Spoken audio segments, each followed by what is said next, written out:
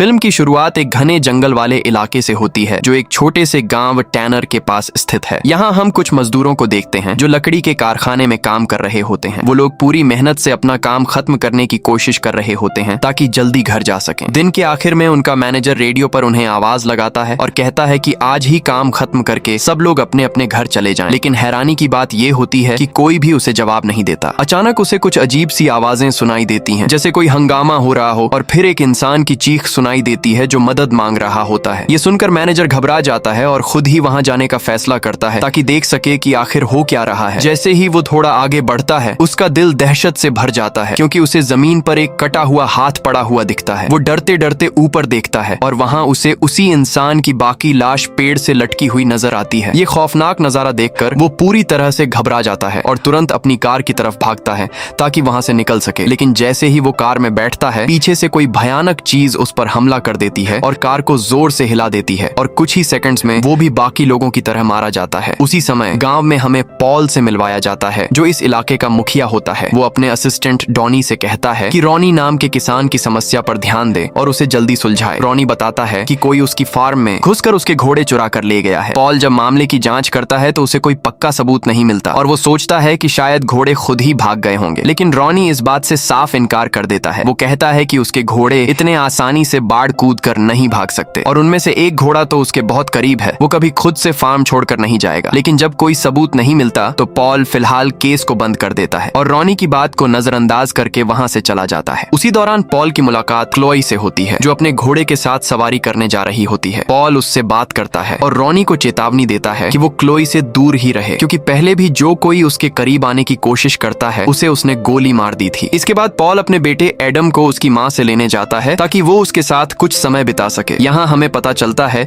कि पॉल और उसकी पत्नी सुसान के बीच रिश्ते काफी खराब हैं और दोनों के बीच तनाव बना रहता है। जब वो घर पहुंचते हैं तो एडम देखता है कि उसका पिता किचन में कुछ भी ठीक से नहीं कर पा रहा, खाना भी खराब बना रहा है। वो मासूमियत से पूछता है कि क्या वो और उसकी माँ फिर से साथ नहीं रह सकते ताकि सब एक परिवार की तरह साथ रहें। पॉल उसे समझाने की कोशिश करता है कि उसकी माँ ही वापस आने के लिए तैयार नहीं है और बात को टाल देता है। लेकिन इसी बीच घर के बाहर एक अजीब सा साया घूमता हुआ नजर आता है। थोड़ी देर बाद एडम अपने पिता से कहता है कि उसने बाहर किसी को खड़ा देखा है। पॉल पहले तो इसे बच्चे की कल्पना समझकर नजरअंदाज कर देता है लेकिन फिर भी दरवाजे की तरफ जाकर देखता है और उसे सब कुछ सामान्य लगता है। वो एडम को भरोसा दिलाता है कि बाहर कोई नहीं है लेकिन एडम जिद करता है कि उसने सच में किसी को देखा था और अपने पिता को सलाह देता है कि वो अपनी बंदूक साथ रखें। कुछ देर बाद पॉल खुद टॉर्च लेकर बाहर निकलता है और घर के चारों तरफ घूमकर जांच करता है। उसे जंगल की तरफ से कुछ आवाजें सुनाई देती हैं जैसे कोई पेड़ों के बीच घूम रहा हो। वो ऊंची आवाज में चेतावनी देता है कि जो भी है सामने आ जाए वरना वो गोली चला देगा। लेकिन कोई जवाब नहीं आता। आखिर में वो मान लेता है कि शायद वहाँ कोई नहीं है और वापस घर लौट आता है। रात को वो एडम को सुलाता है और तभी उसे अपने दूसरे बेटे टिम की याद आती है जो कुछ समय पहले मर चुका था। वो दुखी हो जाता है और उसकी याद में खो जाता है। अगली सुबह रॉनी फिर से आता है और पॉल को थोड़ा परेशान देखता है जो कॉफी बना रहा होता है। वो उससे पूछता है कि क्या वो रात में बाहर गया था और उसे तुरंत बाहर चलने के लिए कहता है। बाहर आकर पॉल जमीन पर अजीब से निशान देखता है जो किसी इंसान के पैरों जैसे होते हैं लेकिन बहुत बड़े और असामान्य। उसे रात में एडम की बात याद आती है और वो समझने की कोशिश करता है कि ये आखिर है क्या। रॉनी बताता है कि ऐसे ही निशान उसके घर के आसपास भी मिले हैं। सबसे बड़ी बात ये होती है कि पूरे गांव में ऐसे ही निशान पाए जाते हैं। अब पूरा गांव डर के माहौल में आ जाता है। किसी को समझ नहीं आता कि ये सब क्या हो रहा है। पॉल और रॉनी फैसला करते हैं कि वो इन निशानों का पीछा करेंगे ताकि उनके स्रोत तक पहुंच सकें और धीरे धीरे चलते चलते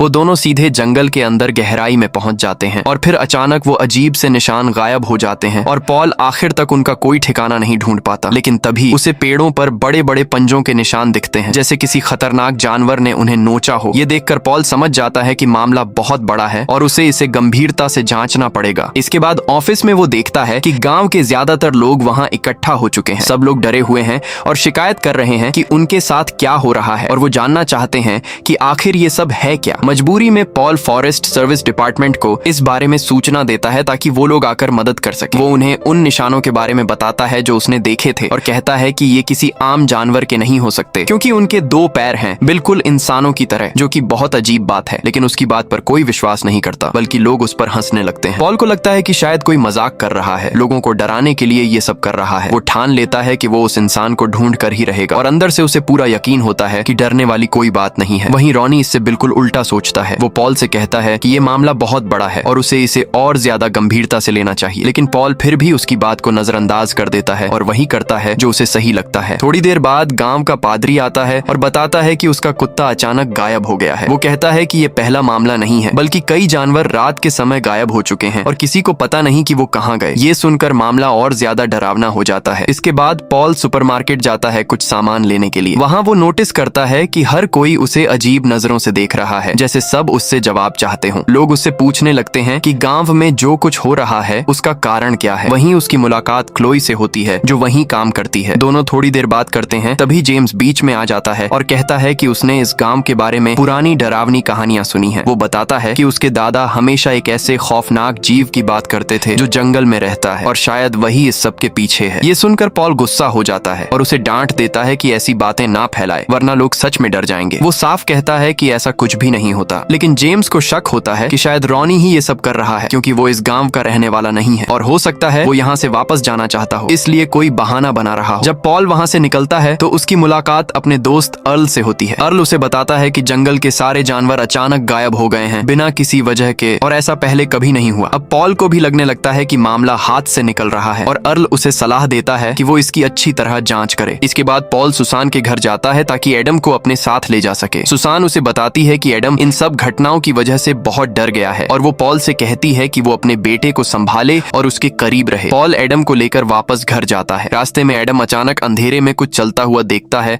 और डर के मारे चिल्ला उठता है। इस बार पॉल भी देखता है कि सच में कुछ हिल रहा है, लेकिन जैसे ही वो लाइट ऑन करने की कोशिश करता है वो चीज गायब हो जाती है और उसे समझ नहीं आता कि आखिर वो था क्या। पॉल एडम से कहता है कि वो कार में ही बैठे रहे और खुद टॉर्च लेकर नीचे उतरता है और उस चीज की तलाश में निकल पड़ता है। वो आवाज के पीछे पीछे जाता है और तभी उसे पेड़ों के बीच एक अजीब सा जीव बैठा हुआ नजर आता है, लेकिन जैसे ही वो उसके करीब पहुंचता है वो जीव अचानक गायब हो जाता है। तभी पॉल की नजर जमीन पर पड़ती है और उसे उस घोड़े का टैग नंबर दिखाई देता है जो कुछ समय पहले गायब हुआ था। ये देखकर वो और ज्यादा डर जाता है और जल्दी से अपनी कार की तरफ लौटता है, समझ नहीं पाता कि अभी उसके साथ क्या हुआ। लेकिन असली झटका उसे तब लगता है जब वो देखता है कि कार में एडम नहीं है। वो घबरा जाता है और भागकर घर के अंदर जाता है और आखिरकार उसे एडम एक कोने में डरा हुआ छुपा हुआ मिल जाता है। एडम अपने पिता को देखते ही दौड़कर उससे लिपट जाता है। इसी बीच अर्ल रॉनी से बात करता है और उसे बताता है कि उसकी दादी असल में इस इलाके की मूल निवासी थी। वो हमेशा जंगल की कहानियां सुनाया करती थी और उनके मुताबिक ये जंगल बुरी आत्माओं से भरा हुआ है जो उन लोगों से बदला लेना चाहती हैं जो यूरोपियन आक्रमण के समय यहाँ आए थे। रॉनी उससे पूछता है कि क्या वो सच में इन बातों पर विश्वास करता है, तो अर्ल कहता है कि हाँ, क्योंकि हर कुछ समय बाद इस गांव से लोग गायब हो जाते हैं और फिर कभी उनका कोई पता नहीं चलता। कुछ दिनों बाद स्कूल से पॉल और सुसान को बुलाया जाता है। वहाँ उन्हें बताया जाता है कि एडम का व्यवहार बहुत खराब हो गया है। वो हर समय गुस्से में रहता है और अपने साथियों के साथ हिंसक हो रहा है। सबसे अजीब बात ये होती है कि एडम बार बार अपने भाई टिम के बारे में बात करता है। ये सुनकर सुसान बहुत गुस्सा हो जाती है और कहती है कि उसका बेटा जब चाहे अपने भाई के बारे में बात कर सकता है, कोई उसे रोक नहीं सकता। पॉल उसके पीछे बाहर जाता है और उसे शांत करने की कोशिश करता है। अगले दिन पॉल और रॉनी एक बहुत बड़ा झुंड देखते हैं जिसमें पक्षी चर्च के ऊपर चक्कर लगा रहे होते हैं जैसे वो किसी चीज से डरे हुए हों। रॉनी उसे गांव वालों से सुनी हुई कहानियां बताता है, लेकिन पॉल साफ कह देता है कि ये सब सिर्फ अफवाहें हैं, इसमें कोई सच्चाई नहीं है और वो उसे कहता है कि इन बातों को हमेशा के लिए भूल जाए। इसी बीच एक रात पॉल की मुलाकात सुसान से होती है और वो उसकी गाड़ी ठीक करने में मदद करता है। यहीं पहली बार सुसान उसे अपनी और पॉल की कहानी बताती है। वो कहती है कि एक दिन पॉल घर पर टिम के साथ अकेला था और उसी दौरान टिम स्विमिंग पूल में डूब गया। तब से पॉल खुद को हर दिन दोष देता है कि वो अपने बेटे को बचा नहीं पाया और इसी वजह से उनके रिश्ते पूरी तरह टूट गए और वो अलग हो गए। आधी रात को पॉल और रॉनी डॉनी के फार्म पर पहुंचते हैं क्योंकि उसने उन्हें फोन किया होता है। वहां पहुंचकर डॉनी बताता है कि उसके सारे घोड़े गायब हो गए हैं और कोई उसकी बात को गंभीरता से नहीं ले रहा। वो कहता है कि अब वो खुद ही अपनी फार्म की रक्षा करेगा क्योंकि कोई और मदद करने को तैयार नहीं है। अचानक बात करते करते फार्म की सारी लाइट्स बिना किसी वजह के फट जाती हैं और बुझ जाती हैं। उसी समय उन्हें अपने आसपास से एक अजीब सी आवाज सुनाई देती है। पॉल रॉनी से कहता है कि वो सबको सुरक्षित रखे और खुद इलाके की जांच करने निकल पड़ता है। उन्हें लगता है कि कोई फार्म में घुसने की कोशिश कर रहा है। दरवाजे पर जोर जोर से दस्तक होती है और जैसे ही पॉल उस चीज को देखता है वो डर के मारे जोर से चिल्ला उठता है। रॉनी तुरंत उसकी तरफ दौड़ता है, लेकिन जब तक वो पहुंचता है वो अजीब सा जीव गायब हो चुका होता है। मजबूरी में वो दोनों वापस अंदर आ जाते हैं। अगली सुबह वो देखते हैं कि दीवारों पर गहरे और बड़े बड़े निशान बने हुए हैं, बिल्कुल वैसे ही जैसे जंगल के पेड़ों पर थे। डॉनी कहता है कि ये कोई जानवर नहीं हो सकता क्योंकि इसके पैरों के निशान बहुत अजीब हैं। पॉल जब इंटरनेट पर खोज करता है तो उसे पता चलता है कि दुनिया में ऐसा कोई भी जानवर नहीं है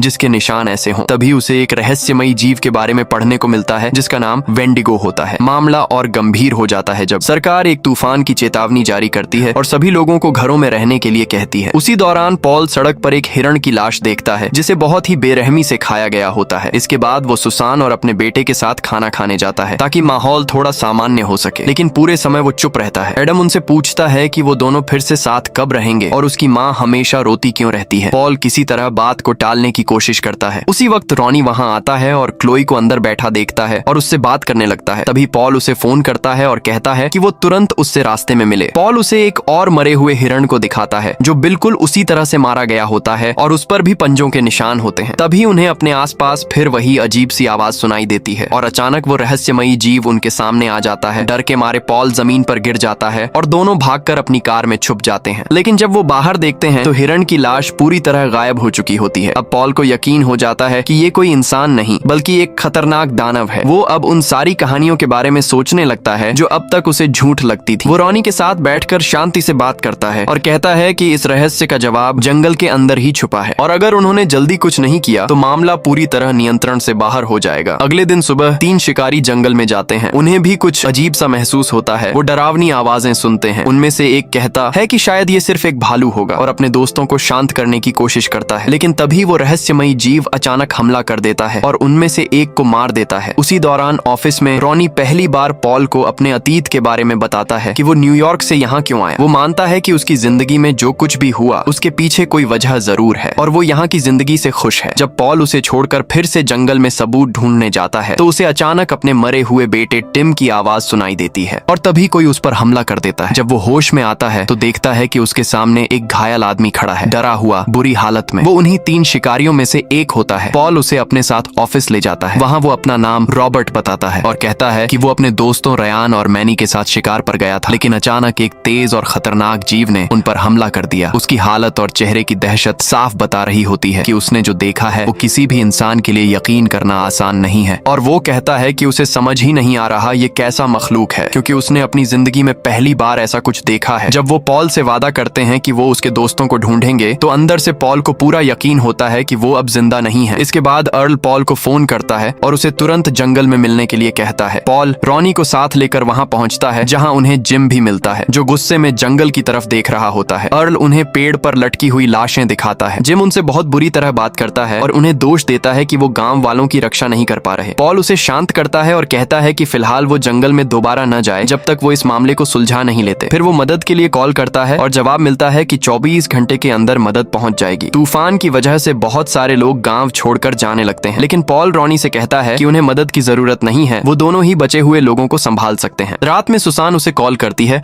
और धन्यवाद देती है कि वो एडम के साथ रुकने के लिए तैयार हुआ, क्योंकि एडम बहुत डरा हुआ है और उसे अपने पिता की जरूरत है। जब एडम सो जाता है तो पॉल रॉनी को बुलाता है और उसे काम के बारे में बताने लगता है। वो उसे पूरे जंगल का नक्शा दिखाता है और उस जगह को चिन्हित करता है जहाँ पेड़ों की घनता सबसे ज्यादा है। उसे शक होता है कि वो मखलूक उसी घने इलाके में छिपा हुआ है ताकि कोई आसानी से वहां तक पहुंच न सके। इसलिए वो प्लान बनाता है कि उसे एक जगह घेर लिया जाए ताकि वो बाहर आने पर मजबूर हो और फिर उसे खत्म किया जा सके। तभी जिम उनके पास आता है और बताता है कि उसने जंगल में कैमरा लगाया था और वो उन्हें उसकी रिकॉर्डिंग दिखाना चाहता है। वीडियो देखकर पॉल हैरान रह जाता है। वो झूम करके देखता है और पता चलता है कि वो मखलूक इंसानों जैसा दिखता है, लेकिन आकार में उनसे बड़ा और ज्यादा खतरनाक है। इसके बाद दोनों अपने अपने घर लौट जाते हैं। आधी रात को वो मखलूक गांव में पहुंच जाता है और इधर उधर घूमने लगता है। पॉल लगातार इस केस को समझने की कोशिश करता रहता है कि आखिर ये चीज है क्या। अचानक एक तेज आवाज होती है जिससे उसका बेटा डर कर उठ जाता है। पॉल तुरंत उसके पास जाता है और समझ जाता है कि वो मखलूक घर में घुसने की कोशिश कर रहा है। वो अपने बेटे को लेकर बाथरूम में छिप जाता है, दरवाजा बंद कर देता है और उसे अपने पास छिपा लेता है। फिर वो रॉनी को कॉल करके सारी स्थिति बताता है। रॉनी उसे शांत रहने को कहता है और भरोसा दिलाता है कि वो जल्दी ही वहां पहुंच जाएगा। इसी बीच वो मखलूक सीढ़ियां चढ़कर ऊपर आता है और बाथरूम के दरवाजे तक पहुंच जाता है। पॉल अपने बेटे को शांत करता है और कहता है कि वो उसे कुछ नहीं होने देगा। तभी रॉनी वहां पहुंचता है। लगता है कि मखलूक को उसकी गाड़ी की आवाज से परेशानी होती है और वो और ज्यादा गुस्से में आ जाता है। कुछ देर बाद पॉल को छत से कांच टूटने की आवाज सुनाई देती है और उसे समझ आता है कि वो मखलूक ऊपर से भाग गया है। वो अपने बेटे को अंदर बंद करके खुद बाहर निकलता है। रॉनी उस मखलूक के पीछे भागता है और उस पर गोली चलाता है, लेकिन एक भी गोली उसे नहीं लगती और वो आखिरकार भाग जाता है। इसके बाद पॉल गांव के बचे हुए सभी लोगों को चर्च में इकट्ठा करता है और उन्हें पूरी स्थिति बताता है। वो कहता है कि सब लोग साथ रहें रखें तभी वो सुरक्षित रह पाएंगे। वो उन्हें भरोसा दिलाता है कि मदद रास्ते में है और बस उन्हें ये एक रात निकालनी है। क्ले उससे पूछती है कि अगर वो मखलूक चर्च में घुसने की कोशिश करे तो क्या होगा। पॉल उन्हें समझाता है कि चर्च गांव की सबसे मजबूत इमारत है और वहां घुसना उसके लिए आसान नहीं होगा। वो ये भी कहता है कि अगर उसने कोशिश की तो वो हर हाल में उसे रोकने की कोशिश करेगा। आखिरकार सभी लोग मजबूरी में मान जाते हैं और हर कोई अपने अपने कोने में बैठकर सुबह होने का इंतजार करने लगता है। सुसान पॉल से एडम के बारे में बात करती है और उसे उसकी बनाई हुई ड्राइंग्स दिखाती है जिनमें वो चाहता है